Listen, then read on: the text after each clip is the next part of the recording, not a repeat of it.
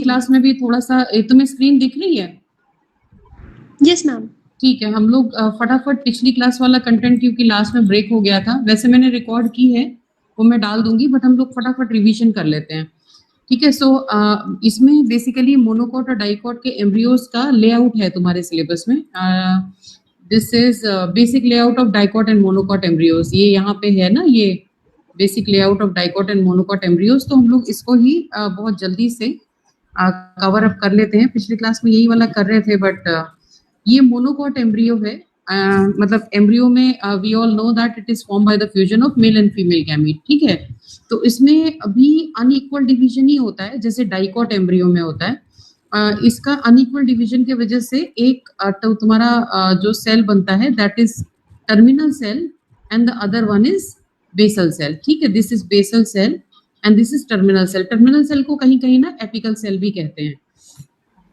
Apical cell, मुझे apical cell बोलने में ज्यादा ठीक लगता है क्योंकि ऊपर का है वो नीचे का है। ठीक है, तो इसमें मोनोकॉट में एक बेसिक चीज याद रखनी है कि इसका बेसल सेल डिवाइड नहीं होता है और एक ही सेल के फॉर्म में रहता है जो सिंगल सेल सस्पेंसर बनाता है। जबकि डाइकॉट के केस में एम्ब्रियो का अनइक्वल डिवीजन होता है और अनइक्वल डिवीजन के बाद एपिकल सेल और बेसल सेल बनता है। बेसल सेल जो होता है वो मल्टीपल सस्पेंसर्स बनाता है, जैसे तुम इसमें देख भी रहे हो। दीज आर मल्टीपल सस्पेंसर जिसमें लास्ट सेल हॉस्टोरियल सेल के रूप में रहता है और मोनोकॉट में एक ही सस्पेंसर रहता है, यही हॉस्टोरियल सेल के रूप में काम करता है जो एंडोस्पर्म से डेवलपिंग एम्ब्रियो को खाना देता है। ठीक है, उसके अलावा तुम्हारा जो सस्पेंसर का पहला नंबर का सेल है, ये तुम देख पा रहे हो, ये वाला, ये एक्चुअली जो पिंक में दिखाया है ये तुम्हारा एपिकल सेल का है। ये तुम्हारा जो ऊपर वाला सेल है ये वाला, ये तुम्हारा ये है, this is actually basal cell के डिवीजन से जो सस्पेंसर बना है उसका ये फर्स्ट सेल है, दिस इज फर्स्ट सेल। तो डाइकॉट के केस में जो फर्स्ट सेल होता है that forms root cap and root tip. Root tip यहाँ से आता है, root cap and root columella basically ये कंट्रीब्यूट करता है। ठीक है, मोनोकॉट के केस में तुम्हारा जो बेसल सेल है वो हॉस्टोरियल के जैसे ही रह जाता है और उसका कोई भी हॉस्टोरियल, उसका कोई भी कंट्रीब्यूशन एम्ब्रियो में नहीं रहता है। ठीक है, और ये अपना डिवाइड करके तुम्हारा radial patterning, apical basal patterning करके सब कुछ एस्टैब्लिश हो जाता है। मोनोकॉट के केस में क्योंकि कॉटिलिडन एक ही रहता है तो एक कॉटिलिडन उसका रूडिमेंट्री हो जाता है विच इज कॉल्ड एपीब्लास्ट। दूसरा कॉटिलिडन स्क्यूटेलम के फॉर्म में रहता है। स्क्यूटेलम कोलियोप्टाइल के रूप में शूट एपेक्स और प्लूमूल को प्रोटेक्ट करके रखता है और कोलियोराइजा के रूप में it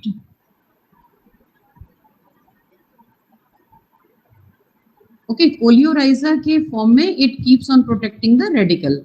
So only single cotyledon is present in the case of monocots, while we have, as you can see, we have two cotyledons present in the dicots. ठीक है, and then तुम्हारा जो emergence होता है embryo का that is by radical in the case of dicot and by radical in the case of monocot.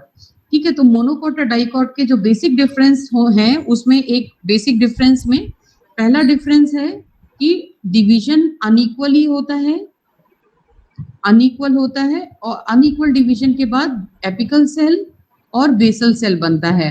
ये monocot ले लेते हैं, ये डाइकॉट ले लेते हैं। यहाँ पे मोनोकॉट के केस में एपिकल सेल दो में डिवाइड होता है, तुम्हारा ये टर्मिनल सेल और मिडिल सेल। और डाइकॉट के केस में जो बेसल सेल होता है वो सस्पेंसर फॉर्म करता है।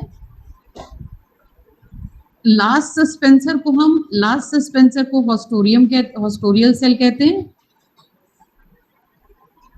ठीक है, और बाकी जो एम्ब्रियो का है वो टर्मिनल सेल या एपिकल सेल कंट्रीब्यूट करता है। लेकिन पहला जो सस्पेंसर है जिसको हम हाइपोफाइसिस कहते हैं, first suspensor, it participates in actual embryo. In monocot, in the case of monocot basal cell का कोई कंट्रीब्यूशन एम्ब्रियो में नहीं है। ठीक है, एपिकल सेल ही टर्मिनल सेल और मिडिल सेल बनाता है जैसे हम यहाँ देख पा रहे हैं। ठीक है, और सस्पेंसर का साइज इसमें मोनोकॉट के केस में सिंगल रहता है, इसमें 6 से 9 या कुछ टेक्स्ट में 6 से 10 सस्पेंसर हैं, इसमें 6 से 10 सस्पेंसर्स रहते हैं। सिंगल सेल ही हॉस्टोरियम के जैसे काम करता है, इसमें तुम्हारे मल्टीपल सस्पेंसर होते हैं और बेसल सेल का भी कंट्रीब्यूशन डाइकॉट के केस में एम्ब्रियो में होता है। ठीक है, इसमें 2 कोटिलिडन होते हैं, इसमें सिंगल कोटिलिडन होता है, इसमें डाइकॉट के केस में प्लूमूल टर्मिनल होता है। यहाँ पे अगर हम देखेंगे, ये जो तुम्हारा प्लूमूल का रीजन है, ये कोटिलिडन के बाद this is the terminal part. यहाँ पे ये this is shoot apical meristem, ये तुम्हारा टर्मिनल होता है। और मोनोकॉट के केस में ये ना एम्बेडेड होता है। As you can see this is a kind of into the depression, ये थोड़ा सा अंदर की तरफ रहता है। If you can see this is in the depression. So this is basically the basic differences between dicot and monocot embryo and the basic layout as well. So I think it is clear to you now. कुछ दिक्कत है इसमें तो बता दो मुझे, तो उसमें मेरे ख्याल से ना क्लैरिटी आ जाएगी। 1 मिनट देखो, ये तुम्हारा एम्ब्रियो है, ठीक है, दिस इज फॉर्म्ड, ये मोनोकॉट के केस में करते हैं, ये डाइकॉट के केस में करते हैं, ठीक है। सो this is your embryo. Embryo, all of you know, is formed after fertilization of male and female gametes. ये तो होगा ही, दोनों में ही यही है, ठीक है। अब मोनोकॉट का जो एम्ब्रियो है, it will divide into 2. Again, the division is asymmetric. Okay, it divides into 2. The division is asymmetric. Here also it divides into 2. पहले elongate होता है, then it divides into 2. The division is again asymmetric. So the lower cell is basal cell and the upper cell is apical cell. Let's take it apical cell. Here also it is apical cell and it is basal cell. ठीक है। अब क्या है, in the case of monocot, this basal cell it doesn't divides and forms single suspensor. So ये तुम्हारा जो है single suspensor हो गया, क्योंकि एक ही है, इसी को खाना सप्लाई करना है थ्रू एंडोस्पर्म, तो यही तुम्हारा होस्टोरियल सेल के जैसे काम करेगा। Okay, it will act as hostorial cell. Now apical cell will divide into 2. इसको नीला ही उधर भी कर देंगे अभी। Apical cell will divide into 2. Okay, forming terminal cell and middle cell. ठीक है। अब यहाँ के केस में इस apical cell के भी कई डिविजन्स होंगे और basal cell के भी होंगे। तो basal cell तुम्हारा इधर जो है that will form 6 to 9 suspensors. सारे ट्रांसवर्स डिविजन्स हैं इसमें।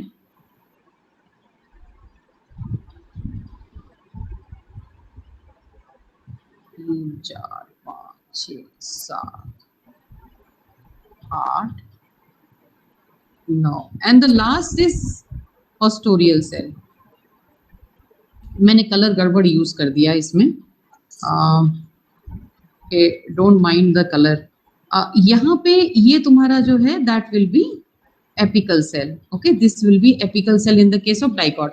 Now the first suspensor cell here, ये जो पहला suspensor cell है, suspensor cell actually is the contribution of basal cell. ये भी एम्ब्रियो का ही, zygote का ही पार्ट था। जो पहला suspensor cell है, ये इस केस में हाइपोफाइसिस बनाता है, और हाइपोफाइसिस तुम्हारा root कोलेमेला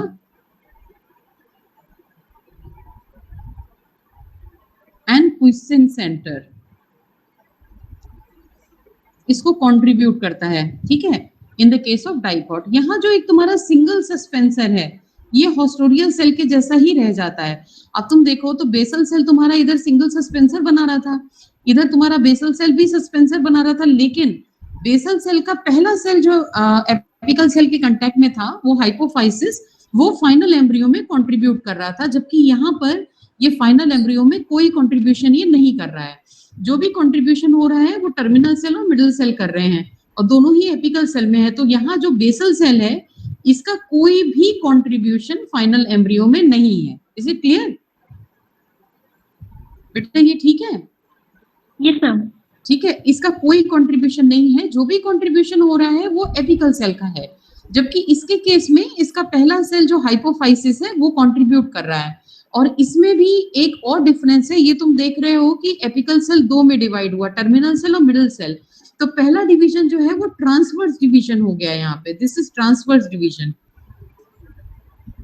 in the case of monocot embryo. But in the case of dicot embryo पहला लॉन्गिट्यूडनल डिवीजन है, क्योंकि ये वाला जैसे हम ये डायग्राम अब देखें, so as you can see this is the first division, can you see this one? This is the first division which is longitudinal, but in the case of monocot, since the division is going to be in this plane, So it is going to be a transverse division. तो ये भी एक difference है dicot और monocot के embryos में. उसके बाद तुम्हारा पूरा एम्ब्रियो का स्ट्रक्चर सेटअप हो जाएगा, पूरा एम्ब्रियो तुम्हारा रेडी हो जाएगा. ये उसी तरह से तुम्हारा डाइकोट भी पूरा एम्ब्रियो रेडी हो जाएगा. अब डाइकोट में क्या है कि तुम्हारे पास 2 कोटिलिडन है, ये तुम्हारा 2 कोटिलिडन है. हाँ, लेकिन मोनोकोट के केस में कोटिलिडन तो उसके पास सिंगल रहेगा, तो एक कोटिलिडन उसका एपिब्लास्ट के रूप में it will be a rudimentary cotyledon. ये रूडिमेंट्री कोटिलिडन है. और जो दूसरा कोटिलिडन है वो स्क्यूटिलम बनाता है. The second cotyledon forms scutellum and this scutellum provides a sheath around each. If we colour it then it will be kind of providing a sheath. Sir तो पूरा तुम्हारा पूरा एम्ब्रियो में लगभग एक प्रोटेक्टिव कवरिंग जैसा ये प्रोवाइड कर रहा है. ठीक है, तो जो प्रोटेक्टिव कवरिंग प्लूमूल के आसपास रहती है उसको कोलियोप्टाइल कहते हैं. That is known as coleoptile. It is part of the scutellum, that is the cotyledon, and the protective covering of the radicle is called coleorhiza. ठीक है, इसको हम लाइन में देख भी लेंगे अभी. तो यहाँ पर जो है तुम्हारा ये वाला डिविजन्स का तो हो गया. अब तुम्हारा जो मोनोकोट और डाइकोट का डिफरेंस है वो ये है कि इसका पहला सेल बेसल सेल का हाइपोफाइसिस के रूप में पार्टिसिपेट कर रहा है एम्ब्रियो के स्ट्रक्चर में, इसका कोई पार्टिसिपेशन नहीं है. अब तुम्हारा पूरा पैटर्निंग हो गया, तो तुम्हारा पूरा एम्ब्रियो मोनोकोट के केस में is contributed by terminal cell और एपिकल सेल.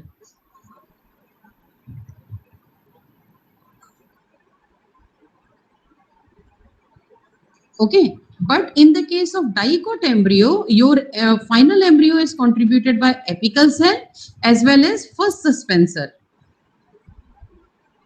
जिसको तुम हाइपोफाइसिस कहते हो.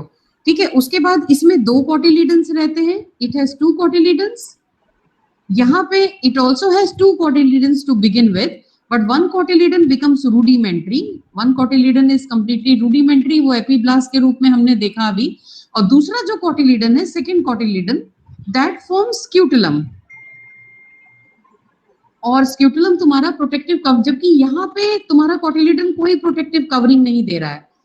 देख पा रहे हो? Can you see this? There is no covering kind of thing. Cotyledon आराम से अपना अलग है यहाँ, लेकिन इसके केस में ये पूरा प्रोटेक्टिव कवरिंग बना रहा है, जिसमें coleoptile is the covering for plumule and coleorhiza is the covering for radical. ठीक है, इज इट क्लियर बेटे? ये ठीक है? Yes, ma'am. ठीक है. अब इसके बाद एक बस लास्ट डिफरेंस है. यहाँ पर जो शूट एपिकल मेरिस्टम या प्लूमूल वाला पोर्शन है वो एकदम ऊपर आएगा. मतलब ये तुम्हारा कोटिलिडन तो मतलब लंबा हो गया ना टॉर्पीडो स्टेज के बाद, बट ये एकदम टर्मिनल पोर्शन के रूप में रहेगा. This will become the terminal portion यहाँ पे, है ना. तो ये एकदम उभरा हुआ रहेगा. मतलब this will be kind of this kind of structure. But in the case of monocot if you see, ये एम्बेडेड है, ये डिप्रेशन में चला गया. This is in the depression. तो यही तुम्हारे मोनोकोट और डाइकोट एम्ब्रियो के कुछ लेआउट में डिफरेंसेस हैं. तो इनका बेसिक स्ट्रक्चर याद कर लो और थोड़ा सा डिफरेंस वाला पार्ट देख लो. बहुत डिफिकल्ट नहीं है. अगर तुम 2-1 बार डायग्राम बनाओगे तो तुम्हें खुद ही चीजें याद हो जाएंगी. Now we will start with, इसमें कोई दिक्कत है तो बताओ. We are just closing this topic and going to start with the new one. If there is any problem, you can. Maima, is it clear now? Yes, ma'am. Now this we are going to start male and female gametophyte development. तो ये तुम्हारा reproduction में हम लोग आ गए हैं. This is male and female gametophyte development. यहाँ पे कुछ चीजें हमारी यूनिट 2 में रह गई हैं. मैं थोड़ा सा आगे जाके, हमने सेल पोलैरिटी तो थोड़ी बहुत देखी है, रेडियल बाइलेटरल सिमिट्री भी हम लोगों ने थोड़ी डिस्कस की है, पैटर्निंग भी थोड़ी डिस्कस की है. जैसे अब हम लीव पे आएंगे तो एबैक्सियल एडैक्सियल वगैरह हम लोग डिस्कस करेंगे. थोड़ा सेल ऑटोनॉमी और सेल पोलैरिटी हम लोग थोड़ा सा आगे डिस्कस करेंगे. तो जो चीजें इसमें लेफ्ट आउट हैं वो जैसे जैसे मतलब हमारे टॉपिक्स में आती जाएंगी ये चीजें, हम उनको डिस्कस करते चलेंगे. तो आज हम लोग शुरू करेंगे male and female gametophyte development. तो this is male and female gametophyte development. Okay, now all of you know that there are 2 gametophytes. So there is one anther, जो specialized cell in the anther, they undergo meiosis to produce 4 haploid microspores that develop into pollen grain. ठीक है, तो यहाँ पर हमारा जो microsporogenesis है, this is माइक्रोस्पोरो sporogenesis. So when we put the term micro, is basically goes to the male part, pollen grain के लिए.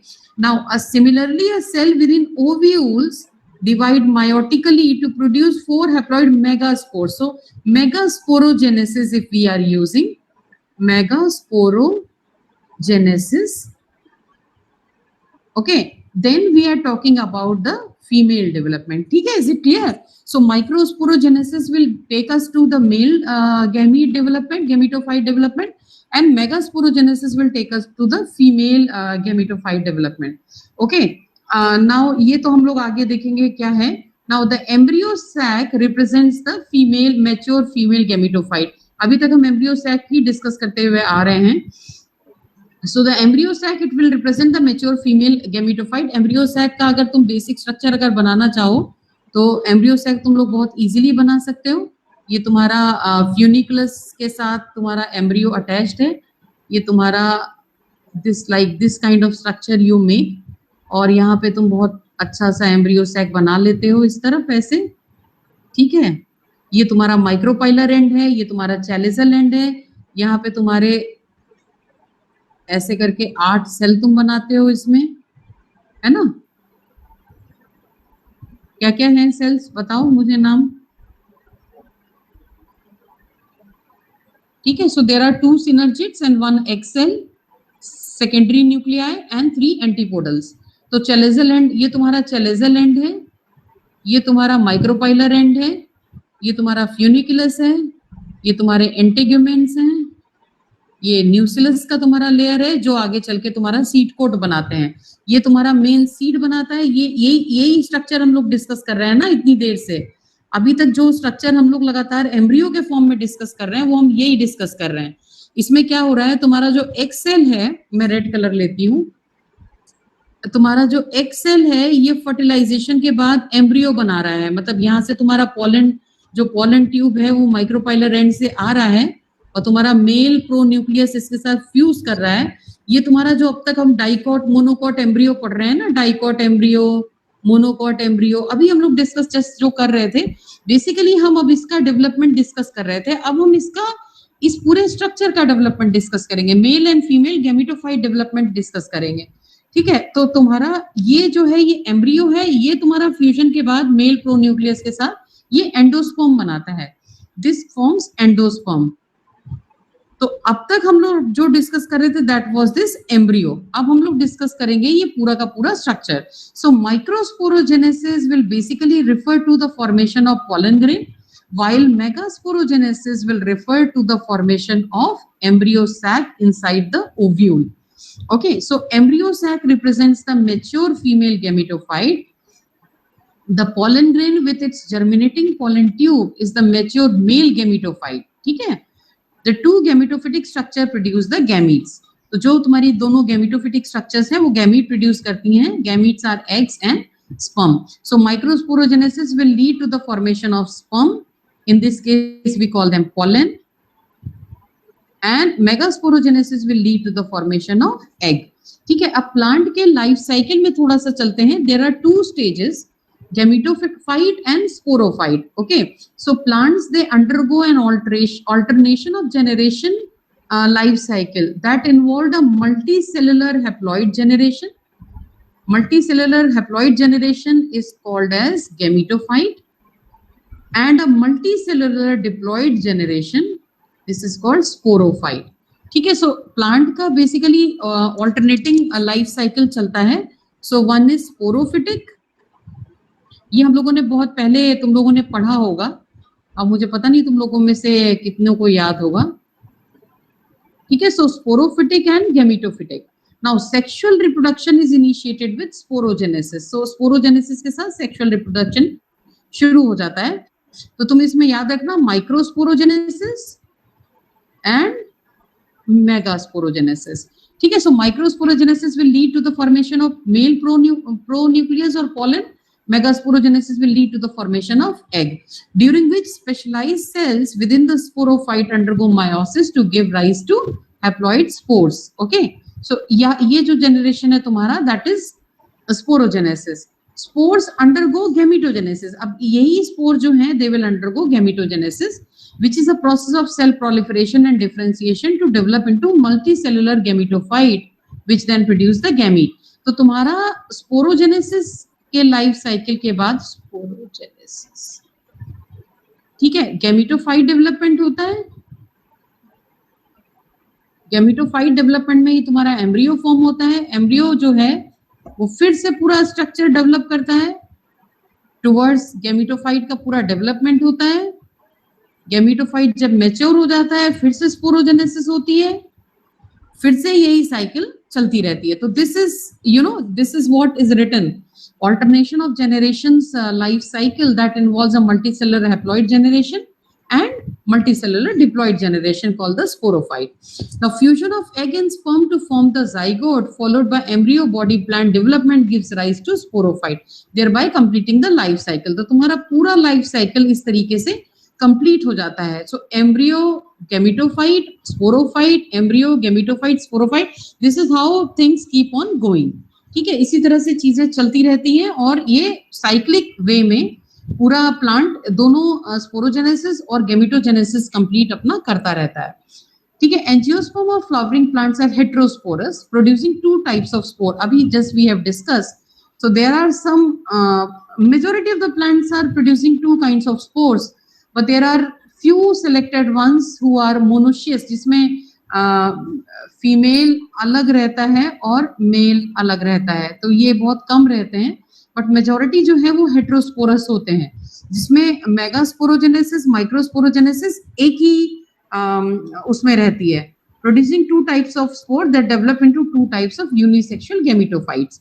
ठीक है, सो जो तुम्हारा माइक्रोस्पोरोजेनेसिस का प्रोसेस होगा that will give rise to male gametophyte. तुम्हारा जो मेगास्पोरोजेनेसिस का प्रोसेस होगा that will give rise to female gametophyte.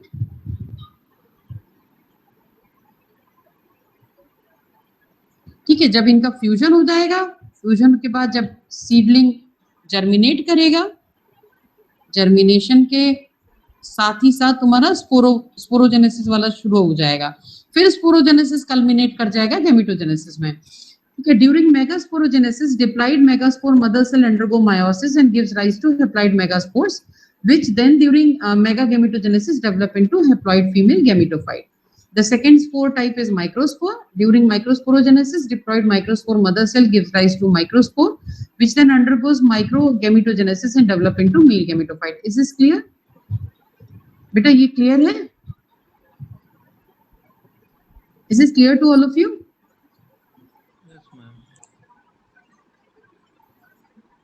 So the angiosperm gametophyte, अभी हम फीमेल का करेंगे, इसके बाद हम लोग मेल का करेंगे. The angiosperm gametophytes are composed of few cells and are embedded within the sexual organs of the flower. तो अब इसमें थोड़ा सा बहुत जनरल हम लोग फ्लावर का स्ट्रक्चर भी देख लेते हैं. फ्लावर में तुम्हारा 4 बेसिक पार्ट होता है. Can we have the names of these parts?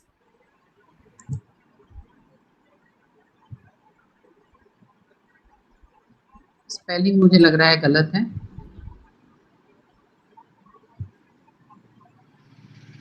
Okay, it has petals, sepal, androecium and gynoecium.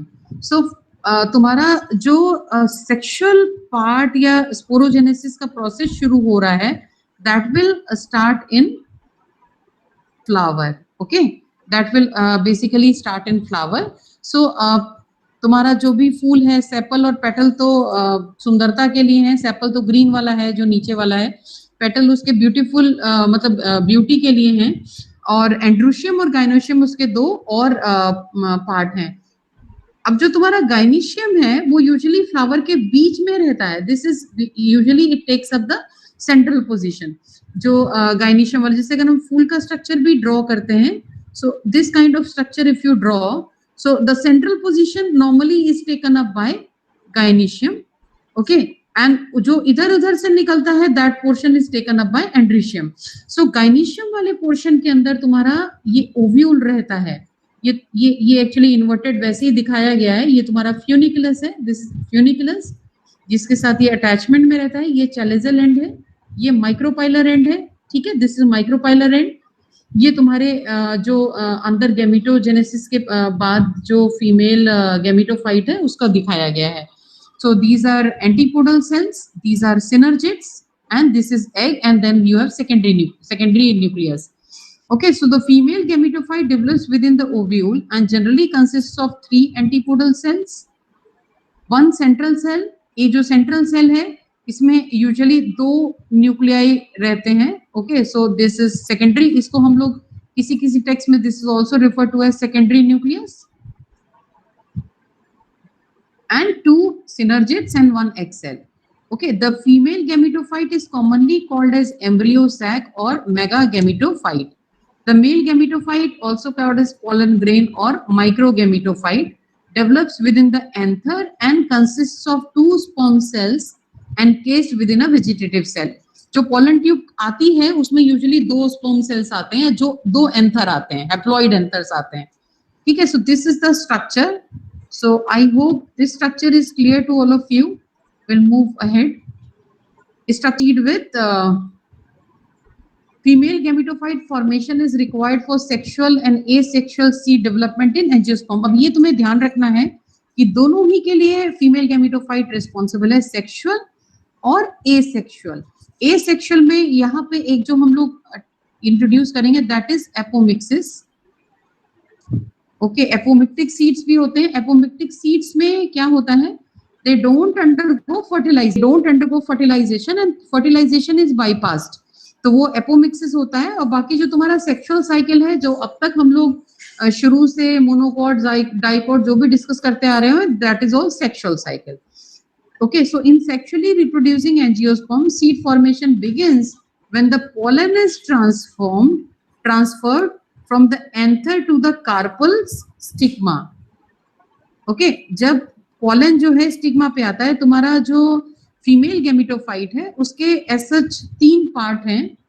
This is